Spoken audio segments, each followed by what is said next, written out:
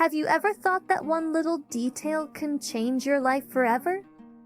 My life changed when I accidentally discovered that my wife was cheating on me. But what she didn't know was that I noticed one detail that was the key to unraveling her whole mystery. I swore I wasn't going to stop until I found out the whole truth and made her regret her actions.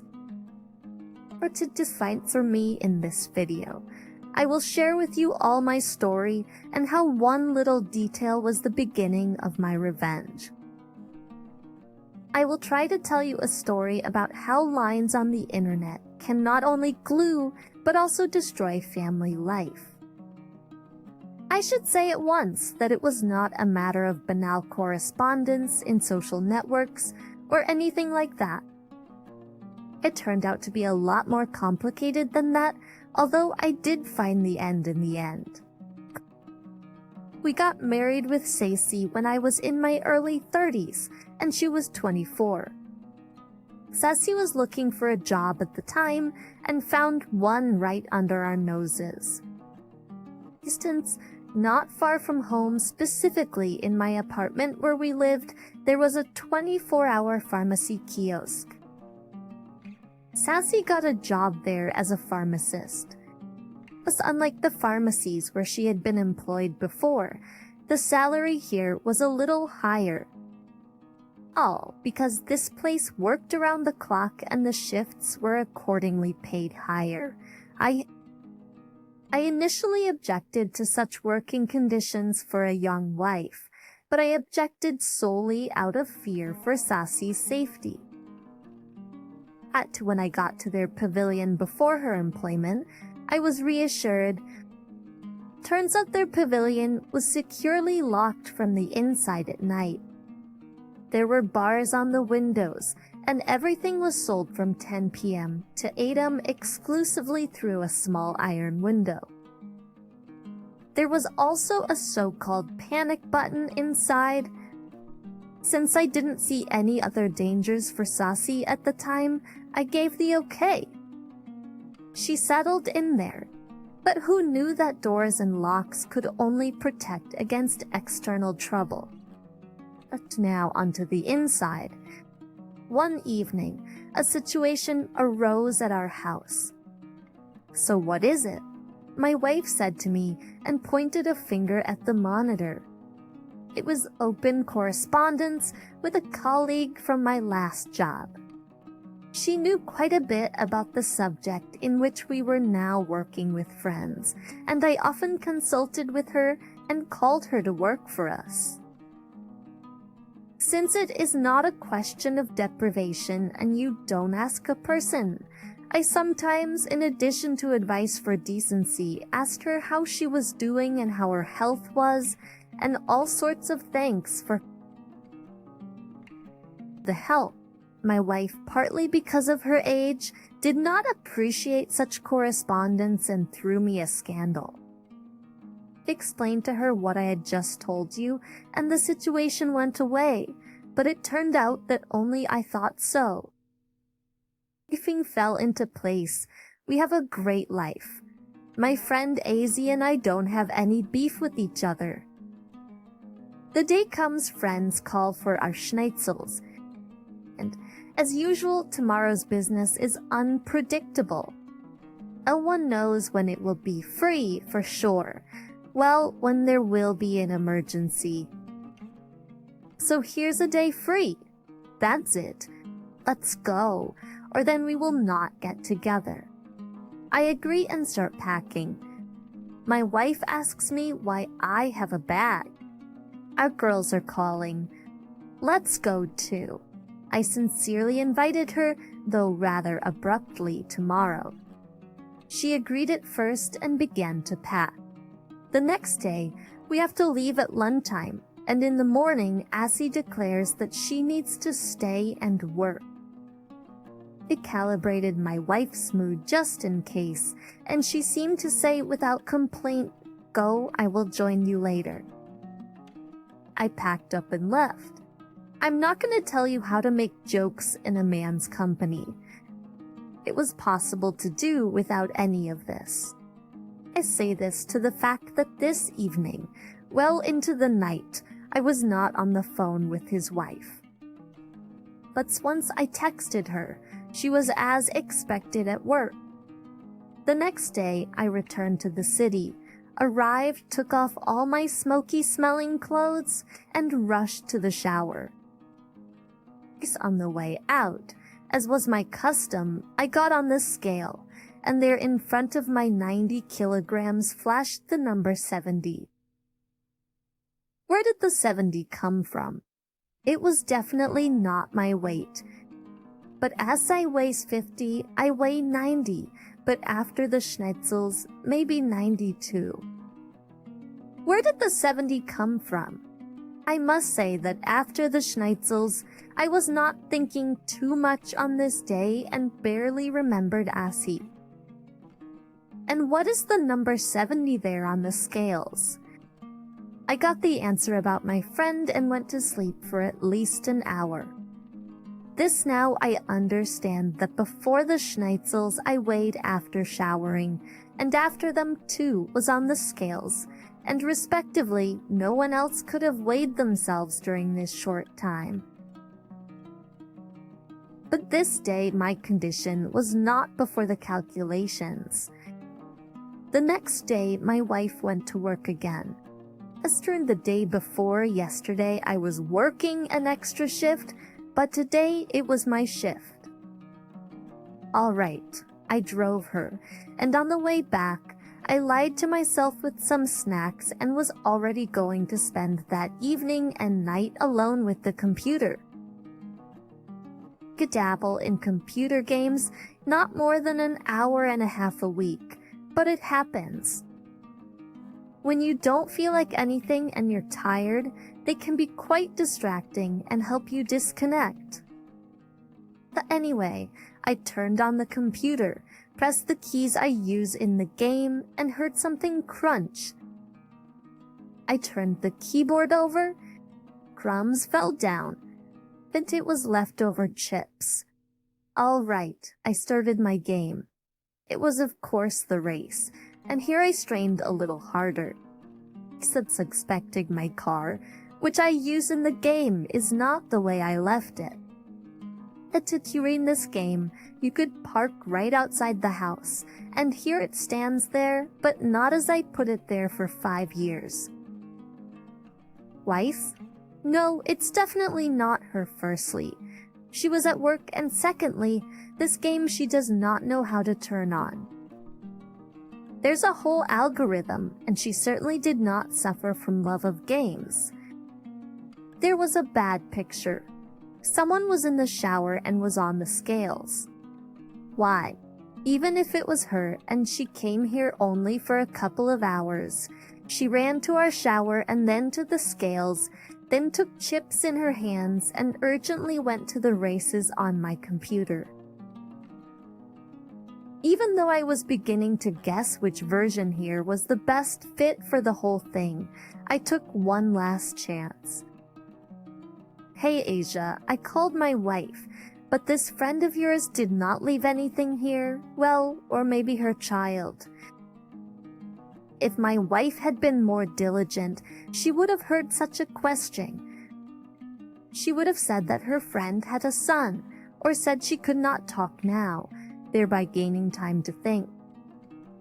Husband asks clearly for a reason, but apparently she was really busy there, and in the confusion just said that no son with a friend does not exist. I see there was probably someone else's son, and he weighed 70 kilograms. I sat at home for a few more minutes, but I couldn't stand it and wanted to ask my wife what was going on and what was going on personally. My wife is at work right now on the night shift, sitting there all night on the internet alone, now probably one customer per hour, so she has time to explain. As arriving at the pavilion, I knocked on the back door. A male voice answered, "There's a window at the other entrance. Walk there." It was Asia's husband. Open up, they opened for me. It was a guy of about 25, in a decent sweater, jeans, and a hairstyled head. Hello, whose husband are you? Epineptine formancy. I asked him, pushing him aside and silently stepping inside. Then I saw my wife's tablet with some movie, 2 cups of tea, and the fact that they were both in slippers. Now that makes sense. I shouted toward my wife at the guy. She's supposed to be on shift here by herself too, so what's this? Avasady, I grabbed him by that sweater and was surprised that the guy didn't even resist. How much do you weigh? You don't weigh 70, do you? I asked him, emotional. I wanted to do something interesting, but I remembered where I was. There were cameras here and it would cost me more in the end. I took a Seka out of the pavilion and then she started talking. And this is your colleague, these endless departures, and all these shashlakes. These are all your business. These are all your business trips, and you often ditch the phone when I call. Such a relationship can only come from your side. They'll value greats. If we're free, and why am I the one who's suddenly making claims? So you're allowed to be there, including your colleague, and I'm supposed to sit here and wait. How unscrupulous can I be to cheat and then get blamed for it? My jaw didn't just drop. In fact, it was an admission of adultery. But the reasons for it exactly blew me away at the time. This guy was a fellow student of hers, and after the institute, also began working in that pharmacy. Every time, I let my wife go there, because I was 100% sure that the staff was exclusively female. The story is blossoming back to the last time you saw a man's face in the pharmacy window. Well, here I am, probably once in my life. And it turned out that that very exception played such a role in my life. Yes, I probably had 1,000 ways to cheat, but I didn't use them. And as crazy as it sounds now, it turned out that I did not use them for nothing. Sick anyway, the next day after a sleepless night, my wife was packed up and moved out of my apartment. Now, I'm sure that computer games can definitely be useful, especially if my wife doesn't know how to turn them on. I'm ready to tell you a story that happened not too long ago. My girlfriend started getting regular massages, and I didn't suspect anything wrong at first. But as time passed, I noticed that she began to leave more and more often for massages, and at home, she stopped doing me at all. I began to suspect that something bad was going on and decided to find out the truth. One day, I followed her and saw her cheating on me with a massage therapist. It was overwhelming, but I didn't let myself win for it. I decided to get my revenge, and I did it so powerfully that she would never forget her cheating again. I work for a trucking company. I don't even remember how long anymore. And every year, yes, every month, I'm convinced that my older colleagues were right after all. I remember when I first started driving on our roads, they told me that if you want to grow up fast and in spirit and brains, you've chosen the most appropriate profession. But truly that a road and everything connected with it will teach you life faster than any institute. I think I agree. And as further proof, I want to tell you a story that happened to me just a couple of days ago. I was driving from my small town to a major city on a federal scale, and to him at the time, I was literally some 500 kilometers away. This time, I was on a trip alone, so I had no one to talk to and smoke with that day. You can't really talk on the radio where we communicate, and for the sake of catching the road is not everywhere. I picked up a fellow traveler.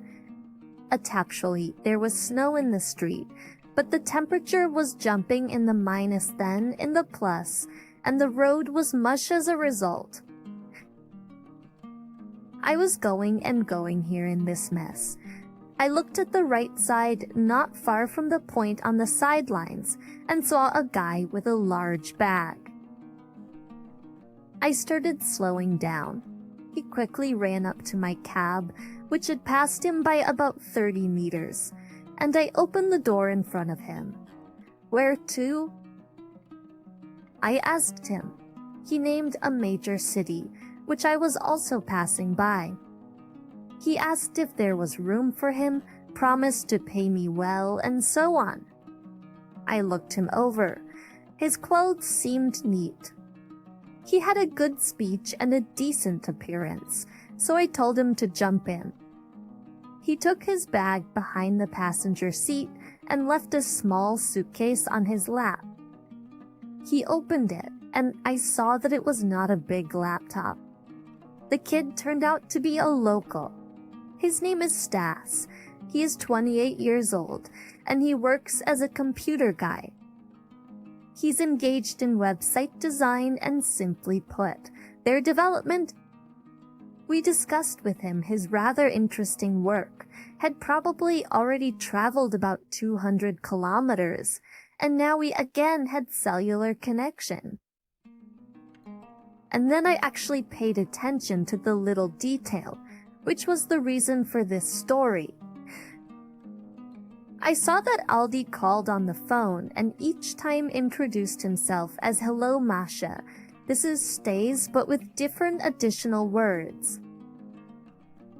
Then he called again. "Hi, it's Stosies," he would say. "Don't you recognize me?" And so on. After the fourth or fifth such call, the connection stopped again, and we went back to our conversation. "What's with the phone that no one recognizes you?" I asked. It turned out to be simple and trivial. He told me that he had changed his number, along with a SIM card, as they say, a new life and a new number. Of course, with this phrase, he intrigued me. He and I had about 200 kilometers ahead of us before he had to leave. So I asked him what was up. "I just got divorced without getting married," I asked. There was a clumsy pause. It was too much to ask about such a personal thing, so I kept quiet. But the guy apparently figured out that since he said "A" should say "ib," and that's what he told me. Anyway, it was a whole story, and it was finally over for me. I met my girlfriend. Her name was Irina. I was 26 at the time. She was a little younger, just finishing college. Over time, she and I began to spend more and more time together, and eventually began to think about how to be further. At Perilevial Accessiclestical, I had been working in my profession since college, and by the time I was 26, I already had some money. And of course, we didn't have enough money for an apartment, but I strived for it and finally bought it.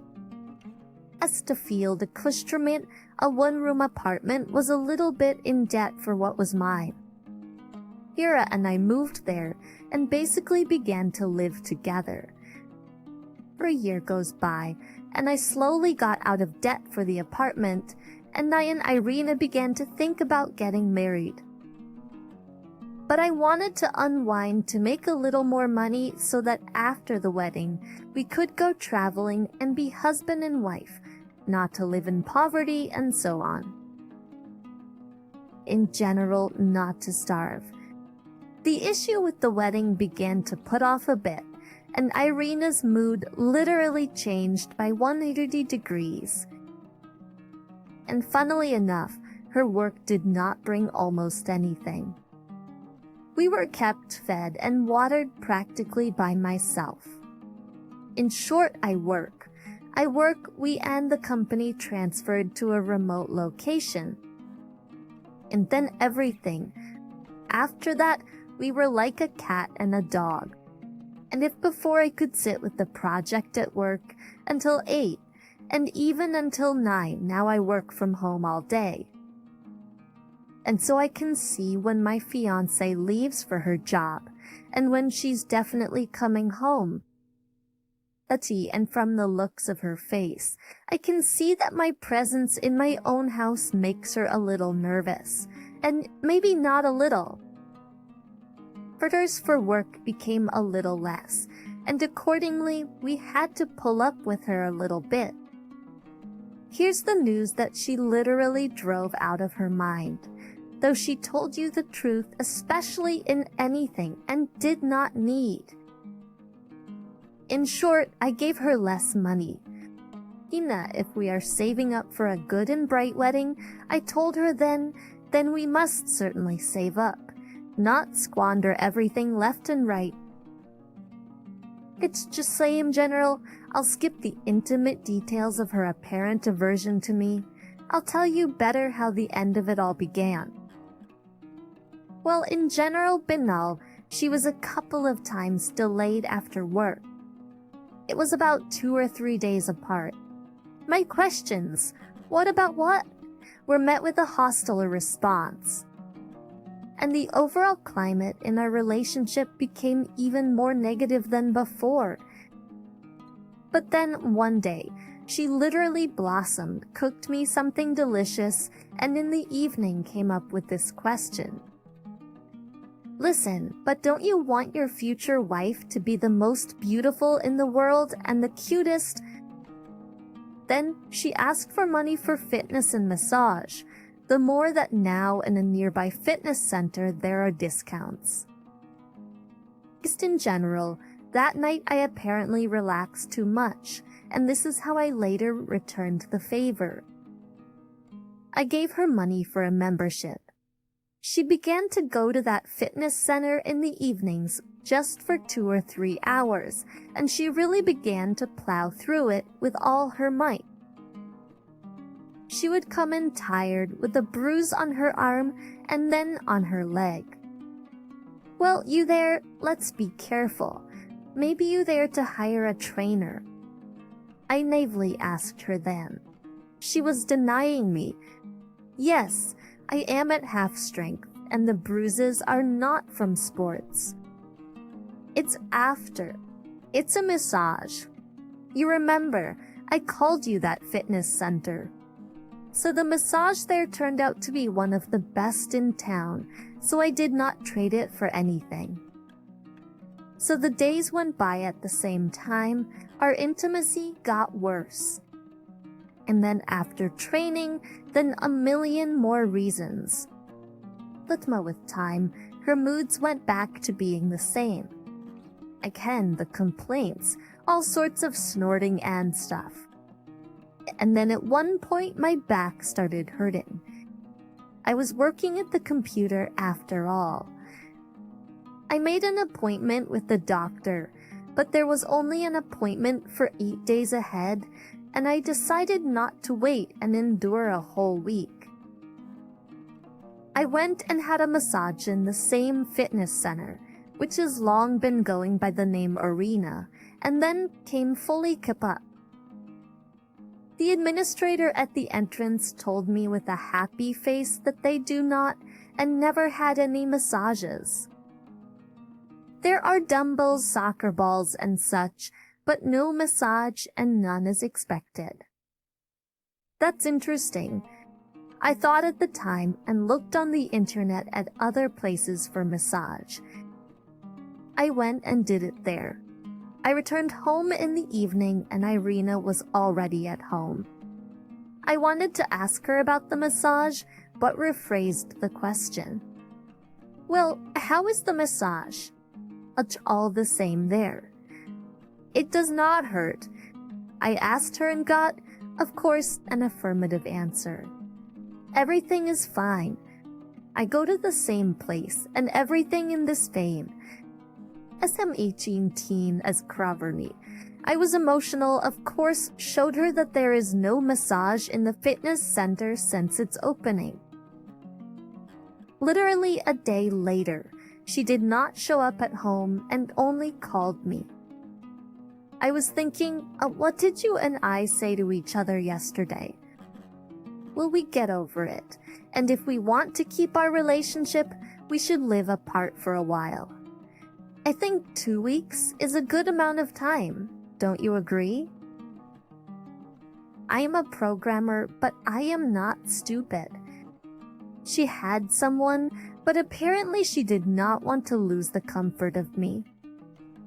Or maybe there was only entertainment, and she had nowhere to go. She was not expected there. So I called her up, and she said again on emotion that she had gone on holiday with her friend. With her friend and her boyfriend. And also with them goes and someone else, and members of the opposite sex.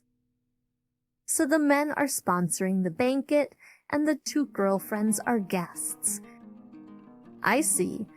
But tell these sponsors to be careful with the bruises on you there. Bring this well, like his massage, then told her on the phone. I must say that a man sometimes needs to take a leap forward and upward. For forward and upward, I have to sink to the deepest depths, or simply put, to get a phone. I mean me, because I have long been planning to move to a major city. And so that night, I thought that now is the time. In the morning, I posted an ad for the sale of that apartment, wrote my parents a general power of attorney so that if I don't change my mind, they could sell it without me. But I went to this big city where they actually received me. He looked at me and took out a pack of cigarettes. He added that the worst part was that I had to take her things back to her parents' house because I had barely given them all her stuff when I was away and somehow managed to avoid a lot of questions. I just told them that her daughter will tell them everything herself, but hinted that without an outsider here unfortunately didn't work out. In general, I decided to hitchhike. Decided to go just to get away, not to sit on the train and the things I have a lot of for the first time and don't need. In general, she will soon arrive from the resort. Just all things at her parents, no apartment, my number is unavailable. In general, that's how for all her surprises for me, I also prepared a surprise for her.